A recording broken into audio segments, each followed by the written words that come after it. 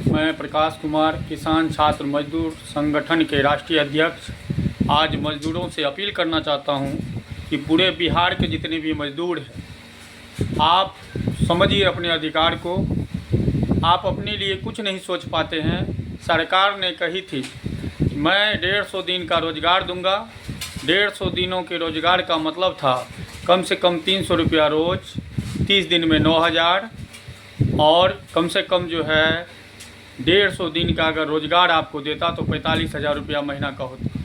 लेकिन आपने अपने अधिकार को समझ ही नहीं पाते हैं। कभी आप अपने अधिकार की लड़ाई नहीं लड़ते हैं। अगर किसी एक आदमी को 45,000 का घर दिया गया, सरकार कहते हैं कि पुनः उसको घर नहीं मिलेगा चूँकि 45,000 का घर मिल चुका है।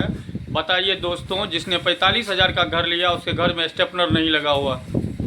आज उनकी इतनी बड़ी दुर्दशा है कि उनको रहने के लिए घर नहीं है, पानी छप छप टूटे रहता है और लोग चाहता है कि मुझे आवास मिले, सरकार उसे नहीं देती है, ध्यान नहीं देती है। कई बार से कहा कि 45,000 जिन लोगों को मिला था पुनः उनको 50,000 रुपया देंगे, लेकिन सिर्फ वादा ही रह गया सरकार का। आज तक किसी मजदूर को नहीं मिला।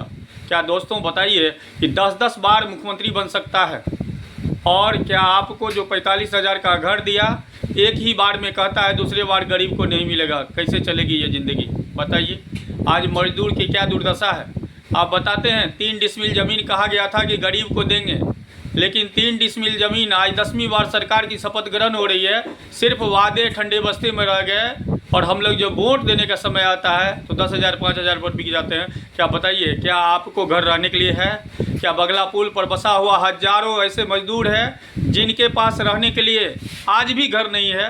सरकार की सारे पदाधिकारी, डीएम, एसपी, एसडीओ, बीडीओ, सारे लोग, विधायक, मंत्री, सारे लोग बनते रहते हैं, इस होकर के जाते रहते हैं। लेकिन बताइए कि एक भी आदमी कभी उस हजारों जो आज नदी के किनारे बसा हुआ है जिसके पास में 3 डिसमिल ज़मीन नहीं है, क्या उसका वादा पूरा किया गया? क्या सरकार उनको 3 डिसमिल ज़मीन दिया है? क्या बिहार के जितने भी गरीब हैं उनको 3 डिसमिल ज़मीन आज तक मिला है क्या?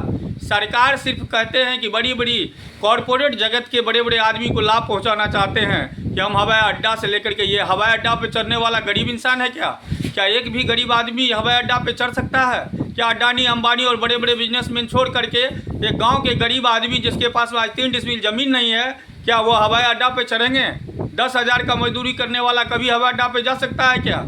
रोड पर लिट्टी चोखा का दुकान खोल करके बेचने वाले जितने लोग गरीब दुखिया हैं, सब्जी फरोश जितने हैं, उनके घर का भोजन नहीं चल पा रहा है। कहाँ से 1 कट्ठा ज़मीन लेगा? और बिना ज़मीन का उसको आवास नहीं दिया जा रहा है। सरकार कहती है कि पहले ज़मीन का रसीद लाइए। तो बताइए, नगर परिषद त्रिवेणीगंज बगला पुल के किनारे हजारों लोग जो बसे हुए हैं गरीब आदमी, सुपौल में भी देखेंगे, गौरवगढ़ में नदी के किनारे बसे हुए हैं हजारों आदमी। क्या बिहार सरकार की नज़र उन पर नहीं जाती है? क्या उनके लिए 3 डिसमिल ज़मीन नहीं दे सकती है सरकार? सरकार सिर्फ वादा करती है, कहती है गरीबी कहाँ है। आज गरीबी की बात करेंगे तो आप पता चलेगा कि आज 300 की मजदूरी में बाजार के रहने वाले लोगों को न तो दूध, न सही से सब्जी, न किसी तरह से चावल आटा मिलता है और किसी तरह अपने बच्चे के पेट पाल लेते हैं। कहाँ से वो ज़मीन खरीदेंगे? सरकार ने 3 डिसमिल ज़मीन की बात की, क्या हुआ ज़मीन? सरकार ने कहा अगर मतलब बताइए कि किसान की बात अगर आप करेंगे तो जो किसान ज़मीन खरीदा था, जो किसान 50 साल से अपना रसीद कटा रहा था, जिस किसान के पास जमाबंदी थी, जिस किसान ने ज़मीन को खरीद करके लिया, क्या वह किसान का ज़मीन आज गैर मजरूआ खास ज़मीन कहती है सरकारी हो गया? तो बात पूछिए इस सरकार से कि क्या जिस समय वो रजिस्ट्री लेने के लिए गया था आपने रजिस्ट्री का पैसा क्यों लिया? क्या आपने उसका रसीद कटाकर 50 सालों तक उससे पैसा क्यों वसूला? और आज कैसे कह रहे हो कि यह सब ज़मीन जो है गैर मजरूआ खास है तो सरकार की ज़मीन है?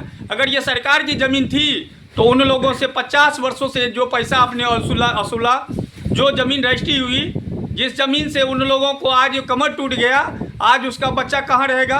आप सरकारी खाता की ज़मीन कहते हैं। आज बच्ची का शादी करना होता है 2 कट्ठा ज़मीन बेचने जाता है, अपना ही ज़मीन न खरीद होता है, न बिकता है, न दाखिल खारिज होती है। आज वो टेंशन से भरा पड़ा है। कितने ऐसे लोग हैं। लतौना में आपको एक क्रिश्चियन महिला थी जिनका घर तोड़ा गया और कहा आपका ज़मीन गैर मजरूआ खास में था, उसको रहने के लिए ज़मीन नहीं था, जिसके कारण 3-3 पुत्र को पाल करके किसी तरह बड़ा किया और वो टेंशन से बुढ़िया मर गई। क्या इस तरह से ये सरकार की व्यवस्था है क्या? अगर यही सरकार की व्यवस्था है तो बताइए गरीब को गोली मार देना चाहिए लाइन में खड़ा करके। क्या आप गरीब को जीने का अधिकार नहीं है?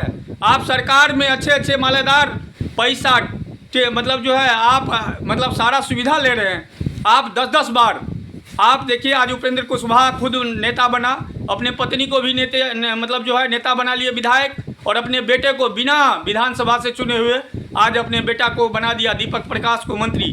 क्या इन लोगों का बाल बच्चा का ही भला होगा? क्या गरीब दुखिया का कोई भला नहीं होगा?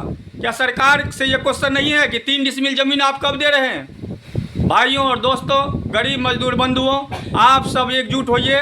जाति पाति मजहब का नाता छोड़ करके लड़ा करके ये लोग जो है समाज को बर्बाद कर दिया है। आप सब ये मुद्दा पर आइए। आप 150 दिन का रोजगार मांगिए सरकार से, और आप 3 डिसमिल जमीन की बात कीजिए। आपको घर मिलनी चाहिए, आपको रोजगार मिले। या जाति पाति मजहब से क्या हो जाएगा? क्या किसी गरीब जाति के बच्चे को कोई देखा है क्या? कोई मंत्री मिनिस्टर कोई किसी को देखा है क्या? क्या अमित शाह किसी शाह के बच्चा को देखा है क्या? क्या कोई अगर मतलब सरदार है तो वो अपने सरदार के बच्चा को देखा है क्या? या जाति पाति मजहब करने से क्या होगा? सभी चीज़ को छोड़ के मानवता से नाता जोड़िए। गरीब मजदूर किसान और विद्यार्थी, एक भी आदमी आज जो है विद्यार्थी बेरोजगार है, भटक रहा है, दर दर के ठोकर खा रहे हैं, उसके गार्जियन उससे उम्मीद लगाए बैठे हुए हैं, लेकिन आज बच्चे को जो है कोई रोजगार नहीं मिलता है, न किसी तरह की कोई चीज़ मुहैया कराई जाती है। सरकार ने कहा मुख्यमंत्री उद्यमी ऋण का बात, तो क्या हो गया मुख्यमंत्री उद्यमी ऋण? मुद्रा योजना कहाँ गई? प्रधानमंत्री का क्या रोजगार के लिए दिया गया? बैंक से 2 जोड़ा जूता खिया जाते हैं दौड़ने वाले आदमी को, एक भी लोन एक भी तरह का चीज़ फैसिलिटी नहीं मिलती है। सरकार बड़ा बड़ा विज्ञापन छपा करके कह देता है कि ये चीज़ मिल रहा है। कहाँ मिल रहा है बताइए भाइयों, बताइए दोस्तों। किस विधवा को आज तक 2 लाख का लोन मिला? किस मतलब जो है बेरोजगार को 10 लाख का मिला? दिखाइए, आप पता कीजिए बैंक से स्थिति, क्या लोन देती है बैंक? सरकार की ये झूठी खोखली वादे हैं। इसलिए आप सब अब सतर्क होइए।